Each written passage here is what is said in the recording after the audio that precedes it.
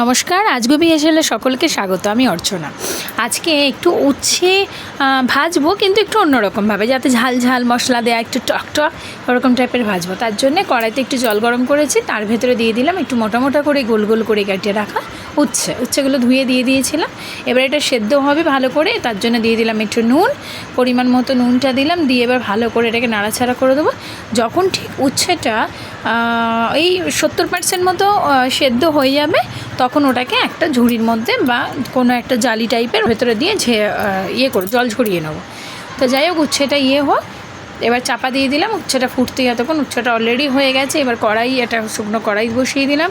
কড়াইয়ের মধ্যে দিয়ে দিচ্ছি সর্ষের তেলের পরিমাণটা একটু বেশি দিতে হবে, যেহেতু উচ্ছেটা ভাজা হবে, তার সাথে গুঁড়ো কিছু মশলা পড়বে, শুকনো মশলা, তার জন্য সর্ষের তেলটা আন্দাজ মতো দিয়ে দিয়েছি।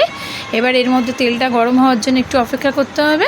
এবার তেলটা গরম হয়ে গেছে, গরম কি বেশ ভালো মতো পুড়িয়ে নিতে হবে তেলটাকে। দেখুন ধোঁয়া বেরোচ্ছে কীভাবে, তো এইভাবে ভালো মতো পুড়িয়ে নিয়েছি তেলটা।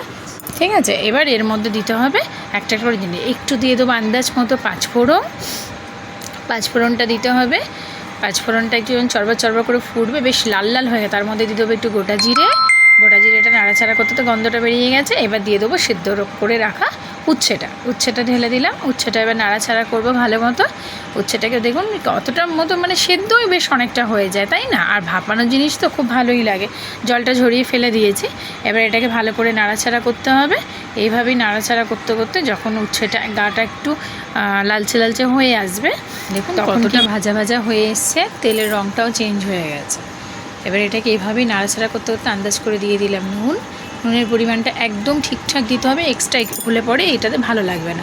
তার মধ্যে দিয়ে দেবো হলুদ গুঁড়োর পরিমাণটা একটু বেশি দেবো। হলুদ গুঁড়ো দেওয়ার পর দিয়ে দেবো লঙ্কা গুঁড়োটা একটু ঝাল করতেই হবে এটাকে, তা একটু লঙ্কা গুঁড়ো দিয়ে দিলাম। এবার এর মধ্যে দিয়ে দিতে হবে জিরে গুঁড়ো, আন্দাজ মতো জিরে গুঁড়ো দিয়ে দিলাম। দিয়ে এবার জিরে গুঁড়োটা দেওয়ার পর এটাকে ভালো করে নাড়াচাড়া করবো। এবার কিন্তু আঁচটাকে আমি কমিয়ে রেখেছি, একদমই কমিয়ে, নাহলে মশলাগুলো পুড়ে যাবে। তো এটা কমিয়ে রেখেছি, দিয়ে এইভাবেই নাড়াচাড়া করতে থাকবো। এইভাবে ভাজতে এমনিতেও খাওয়া যেতে পারে, কিন্তু যেহেতু একটু টক করার ইচ্ছা আছে, যে একটু ঝাল টক নুনের পরিমাণটা ভালো হবে। সরি, আচমকা ফোন এসে গেছিলো। তো এইভাবে ভাজতে দেখুন অনেকটা সেদ্ধ হয়ে গেছে করলাগুলো, বেশ প্রতিটা করলাই সেদ্ধ হয়ে গেছে। আর একটু ভেজে নেবো এপিট ওপিট করতে করতে। যেই দেখবো মশলাটা থেকে এই যে তেলটা বেরিয়েছে, তেলটা অনেকটা গামাখা হয়ে গেছে, তারপর গিয়ে একটা সারপ্রাইজ জিনিস দিতে হবে যাতে টক হয়। তার জন্য দেখুন এইভাবেই ভাজতে, আর আঁচটা কিন্তু কমানোই আছে, কিন্তু ভালোই ফুটছে আর কি। দিয়ে এইভাবে নাড়াচাড়া করতে করতে প্রায় হয়েই এসেছে, শুরু হয়ে কমপ্লিট হয়েই গেছে। এবার এর মধ্যে দিয়ে দেবো একটু ম্যাগি মশলার গন্ধটা খুব ভালো লাগে যে কোনো শুকনো কোনো রান্নাতে, সেটা ঢ্যাঁড়সই হোক না কেন, বেগুন হোক না কেন, উচ্ছে হোক না কেন। আচ্ছা যাই হোক, এটা টক ঝাল নোনতা একটা ভাজা হচ্ছে, তার জন্যে ম্যাগি মশলাটা দিলাম। ম্যাগি মশলাটা দিয়ে আরেকটু নাড়াচাড়া করে নেবো ভালো মতো। প্রতিটা উচ্ছে কিন্তু করলা কিন্তু সেদ্ধ হয়ে গেছে। এবার এইভাবেই নাড়াচাড়া করে নেবো করতে ভাজা হয়ে গেছে। এবার এর মধ্যে দিয়ে দিতে হবে টক করার জন্য ভিনিগারটা এক ঢাকনাই দেবো, দিয়ে এটাকে নাড়াচাড়া করবো। ভিনিগারটা দিয়ে নাড়াচাড়া করতে মশলাগুলো পুরো একদম শুকিয়ে যাবে, যেহেতু টকটা পড়েছে, আর একটু জল ভাব, তেলটা পুরো শুকিয়ে নেবে। ব্যাস এভাবেই হয়ে গেল। আর একটুখানি নাড়াচাড়া করবো, নাড়াচাড়া করতে যখনই শুকনো হয়ে যাবে, এটাকে নামিয়ে দেবো, দিয়ে গরম পরিবেশন করে দেবো। আপনাদের কাছে একটা রিকোয়েস্ট রইল, যদি আমার প্রতিটা রান্না আপনাদের ভালো লাগে, আপনারা বাড়িতে রান্না করে দেখুন, তাহলে আমার চ্যানেলটা একটু সাবস্ক্রাইব করে দেবেন।